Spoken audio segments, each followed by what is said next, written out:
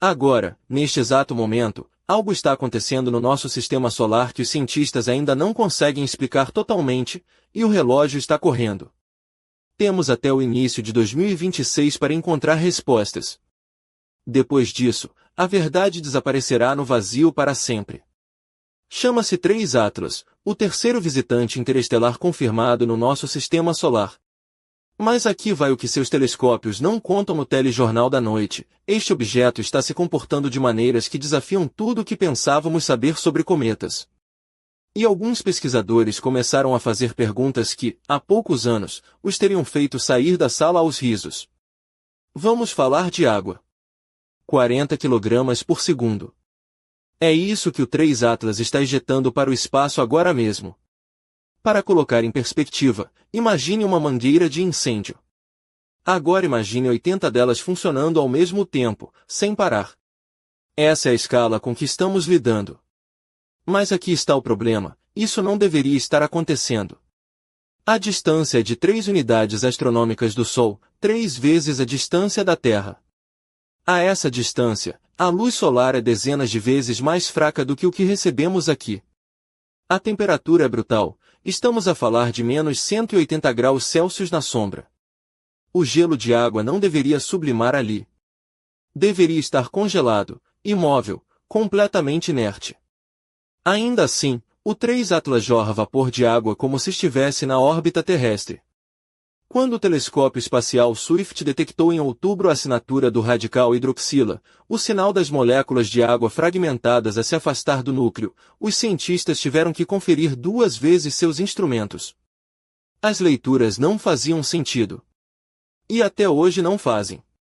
Existe uma explicação oficial: grãos de gelo. Pequenas partículas de gelo de água sendo ejetadas do núcleo, levadas para fora pela pressão do gás que sublima ao longo do caminho. É plausível, encaixa-se na física, mas exige um conjunto muito específico de condições que nunca vimos em nenhum cometa antes. O núcleo teria que estar extraordinariamente ativo, com jatos gasosos poderosos o suficiente para lançar partículas macroscópicas de gelo ao espaço. E essas partículas teriam que ser pequenas para sublimar rápido, mas grandes o bastante para viajar longe do núcleo antes de desaparecer. É possível, mas também conveniente demais. E conveniência em ciência às vezes significa que estamos perdendo algo. O que deixa a malta desconfortável é a composição. Lembram daquela proporção que deixou todos boquiabertos? 8 partes de dióxido de carbono para 1 parte de água. Isso não é apenas incomum, é extremo. Uma impressão química que grita: eu não sou daqui. Este objeto formou-se num sistema planetário com uma química completamente diferente da nossa. Um ambiente rico em carbono, possivelmente orbitando uma estrela mais fria, talvez nas regiões exteriores de um disco protoplanetário que nada parecia com aquele que gerou a Terra. Mas há outro detalhe que não recebe atenção suficiente: a idade. Entre 7 e 10 mil milhões de anos. Pense nisso por um segundo. Este objeto é mais velho do que o nosso Sol em 3 bilhões de anos. Existia quando o universo tinha menos da metade da sua idade atual, quando a nossa galáxia ainda era jovem e selvagem, cheia de estrelas massivas que viviam rápido e morriam cedo, semeando o espaço com elementos pesados. O que terá visto este objeto? Por onde terá passado? E mais importante, em que estado você esperaria encontrar um objeto após 10 bilhões de anos à deriva no espaço interestelar? Os raios cósmicos deveriam ter fragmentado a superfície. Micrometeoroides deveriam tê-lo arenado. O lento desgaste do tempo profundo deveria tê-lo erudido até virar uma carcaça inerte e esgotada. E ainda assim, aqui está ele, vigorosamente emitindo gases, estruturalmente intacto, comportando-se como um cometa recém-formado ontem. A não ser que não tenha passado todo esse tempo à deriva, que algo o tenha protegido, ou que não seja o que pensamos que é. Os dados do telescópio espacial James Webb adicionaram outra camada ao mistério. Observações no infravermelho revelaram moléculas orgânicas complexas na coma, não apenas compostos simples, mas cadeias de carbono e hidrogênio que apontam para processos químicos associados à química pré-biótica. Os blocos básicos que, nas condições certas, podem levar à vida. O Dr. Diniz Rodrigues, da Universidade de Coimbra, disse com cautela que esses ingredientes não são exclusivos do nosso sistema solar, mas também notou algo mais: os padrões moleculares não coincidem exatamente com o que vemos nos cometas locais. Há diferenças sutis nas proporções, na complexidade, na distribuição das moléculas, como se este objeto estivesse a mostrar-nos uma receita de uma cozinha cósmica diferente. A sonda Mars Express conseguiu fotografá-lo, deixa isso assentar um bocadinho. Uma nave feita para estudar Marte, estacionada em órbita do planeta vermelho, conseguiu detectar um objeto entre 10.000 a 100.000 vezes mais débil do que tudo que normalmente observa. A equipa teve de calcular a trajetória com uma precisão absurda, apontar a câmara para um pedaço vazio do espaço e rezar para que as leis da física se mantivessem. E lá estava ele, uma mancha tênue, quase invisível, mas indiscutivelmente real. O Dr. Nuno Pereira, da Universidade do Porto, chamou isso de um feito técnico incrível, mas havia algo no tom da sua entrevista, uma mistura de excitação e perplexidade. Por que quando se leva a tecnologia ao limite para observar algo que nem devia ser visível e se consegue, isso levanta uma questão: o que mais estará lá fora que não estamos a ver? A trajetória é hiperbólica, confirmada. Não está ligado gravitacionalmente ao Sol. Veio de outro lugar e vai para outro lugar. E nada do que façamos mudará isso. Mas aqui é que a coisa fica interessante. Os cálculos mostram que este viajante tem percorrido o espaço interestelar há centenas de milhões de anos, talvez muito mais. Através do frio e escuridão entre as estrelas. Sem calor, sem luz, só o sussurro distante da radiação cósmica e átomos de hidrogênio a passar. Como é que se mantém ativo depois de uma viagem assim? Como se chega a um sistema solar novo cheio de voláteis, pronto para o espetáculo? É como encontrar uma vela a arder há 1 bilhão de anos. Alguns cientistas acham que esteve em congelamento profundo o tempo todo, a temperaturas poucos graus acima do zero absoluto. Tão frio que nem os raios cósmicos fizeram muito dano. Movimento molecular quase parado. Tudo preservado, como uma amostra biológica em azoto líquido. E depois, ao aproximar-se do Sol, o calor acorda lentamente. Essa é a explicação conservadora, mas exige uma preservação perfeita ao longo do tempo cósmico. E a natureza raramente é tão simpática. Mas há outra possibilidade que circula em conversas privadas, e-mails de madrugada entre investigadores, discussões que não chegam aos artigos oficiais. E se o 3 Atlas não for tão antigo quanto pensamos? E se a idade estimada de 10 bilhões de anos mede outra coisa? A idade do material, sim, mas não necessariamente do objeto. E se este corpo foi ejectado do seu sistema original recentemente? E se há um planeta a orbitar uma estrela distante e aconteceu algo catastrófico? Uma colisão, uma perturbação gravitacional, um planeta errante a passar pelo sistema, atirando tudo para o caos. E no rescaldo, pedaços de gelo antigo, preservados na periferia daquele sistema alienígena, foram lançados para o espaço interestelar, incluindo este. Isso explicaria a atividade. Explicaria os voláteis. Significaria que o 3 Atlas carrega uma mensagem. Não intencional, mas uma mensagem na mesma. Um instantâneo de um sistema planetário distante em crise. Um acidente cósmico que se tornou a nossa oportunidade de estudar algo que nunca poderíamos alcançar. Mas sejamos honestos, há uma terceira possibilidade e é a que deixa as pessoas nervosas. E se não for um cometa?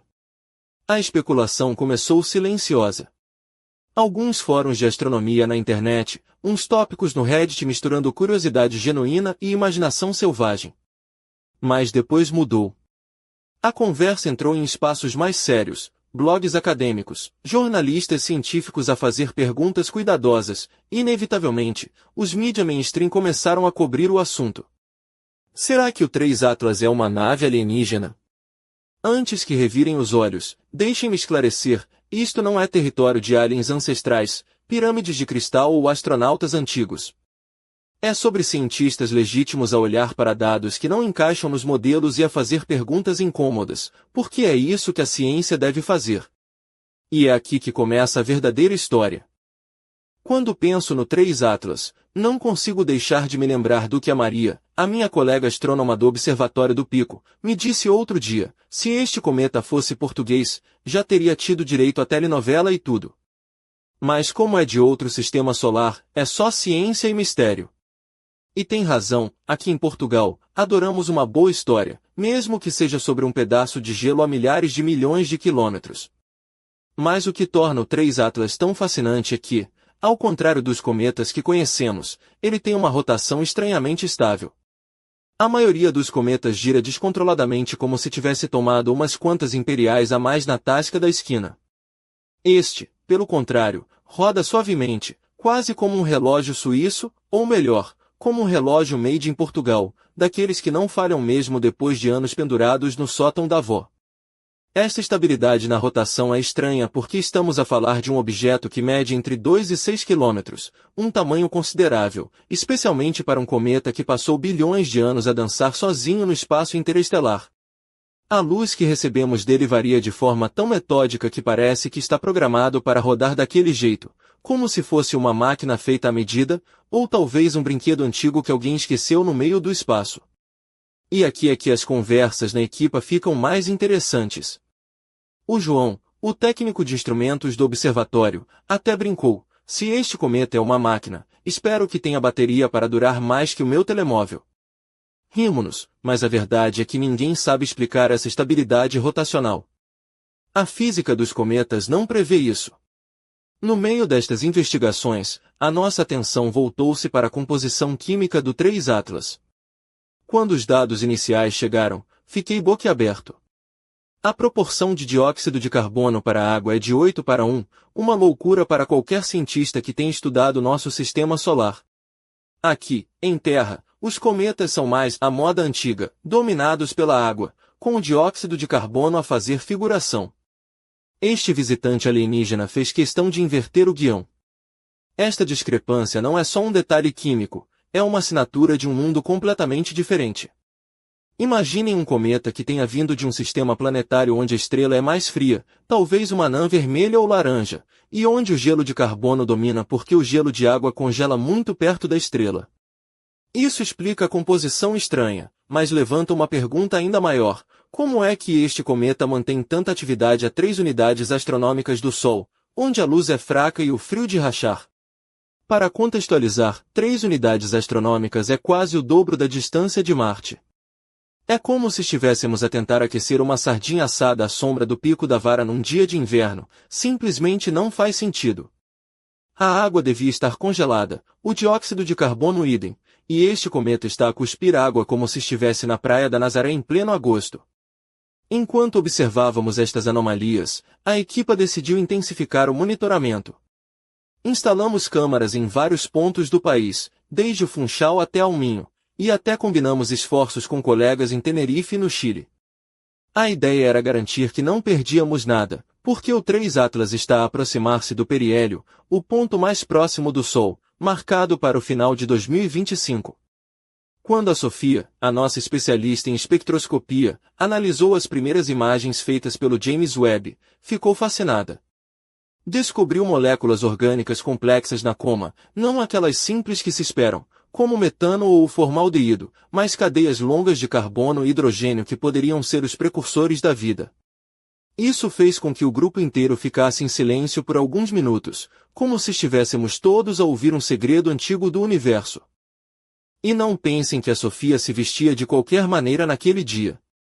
Ela entrou no observatório com um vestido azul escuro, esvoaçante, que contrastava com a luz fria dos monitores. Nos pés, uns sapatos de salto baixos, práticos para a noite de trabalho, e no pulso, uma pulseira de prata com pequenos amuletos de estrelas. Era uma figura quase etérea, como se ela própria trouxesse o mistério do espaço para dentro da sala. O 3 Atlas está, portanto, a desafiar o nosso entendimento da formação planetária, da química cósmica e da própria origem da vida. Enquanto tudo isto acontecia, a ansiedade crescia entre a comunidade científica. Sabíamos que, após o periélio, o cometa começaria a afastar-se, tornando-se cada vez mais fraco e difícil de observar. Era uma corrida contra o tempo. Por isso, À medida que o 3 Atlas se aproximava do Sol, as nossas perguntas aumentavam. Seria este objeto apenas um cometa estranho, fruto de processos naturais que ainda não compreendemos? Ou estará a esconder algo mais? Algo que nem sequer ousamos dizer em voz alta nos corredores do observatório.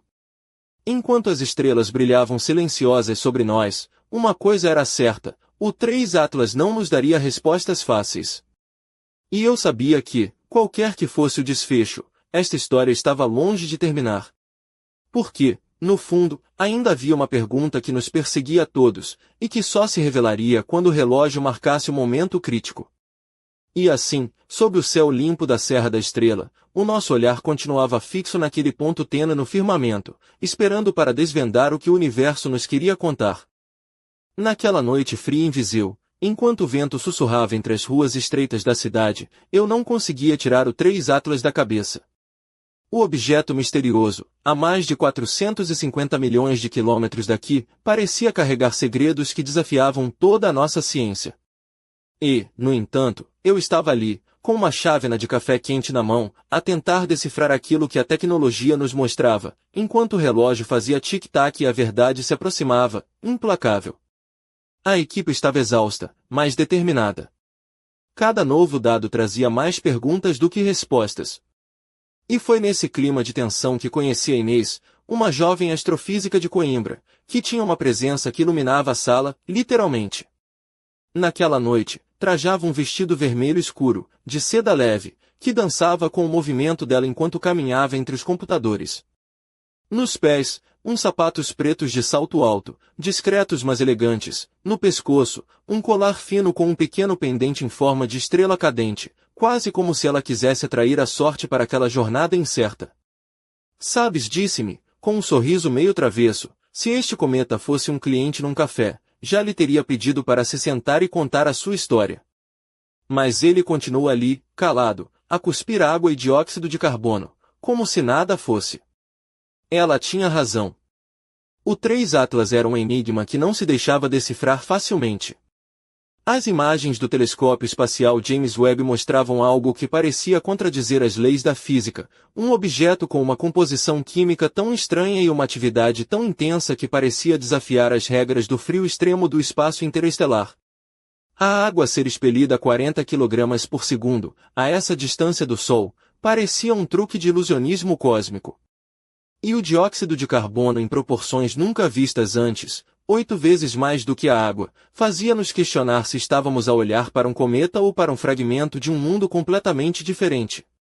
Enquanto conversávamos, o telefone tocou. Era o Pedro, o nosso colega no Observatório de Lisboa. Do outro lado da linha, a voz dele tinha um tom urgente. Recebemos novas imagens da Mars Express. O 3 Atlas está mesmo ali, a poucos pixels de distância, mas as imagens mostram algo estranho na superfície. Parece haver uma estrutura regular, quase geométrica. Não parece natural. Ficamos todos em silêncio por uns segundos. Estrutura geométrica? Isso soava a ficção científica, não a ciência real. Mas aquele era o nosso trabalho, seguir os dados, mesmo quando pareciam absurdos. Inês olhou para mim, os olhos cheios de excitação e um pouco de medo. Se isto for verdade, murmurou, estamos prestes a reescrever tudo o que sabemos sobre o universo. Nesse momento, o relógio no canto da sala marcou meia-noite. A contagem decrescente para o periélio continuava, e a pressão aumentava. Decidimos então organizar uma campanha de observação conjunta com várias equipas europeias, incluindo colegas em Madrid, Paris e Berlim. Iriam usar telescópios ópticos, infravermelhos, e até tentar observar o objeto em rádio, na esperança de captar qualquer sinal estranho, qualquer anomalia que pudesse lançar luz sobre aquele mistério.